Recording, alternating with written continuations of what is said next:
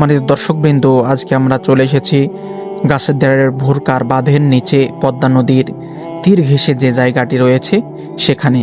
আপনারা দেখতে পাচ্ছেন এই যে বড় করে আগে ফাটল ধরে, ফাটল ধরার পরে জায়গাটি সম্পূর্ণ 1 কাঠা 2 কাঠা মতো জায়গা একসাথে ভেঙে যায়। পাশেই রয়েছে বড় একটা জায়গা যেখানে বালির ব্যবসায়ীরা কষ্ট করে মেশিন দিয়ে মানুষ নিয়ে বড় বালির স্তূপ বানিয়েছে এবং সেখানে তারা বালির একটা ব্যবসা করে। কিন্তু হঠাৎ করে এই নদী প্রচুর আকারে ভাঙছে, যার কারণে তারা বিষণ্ণ মনা হয়ে গেছে, অত্যন্ত দুঃখ কষ্ট ভরাক্রান্ত মন নিয়ে রয়েছে। যে কোনো সময় বালির এত বড় স্তূপ ভেঙে যেতে পারে এবং মানুষ সর্বদাই এখানে যারা বসবাস করে অত্যন্ত কষ্টের ভিতরে থাকে।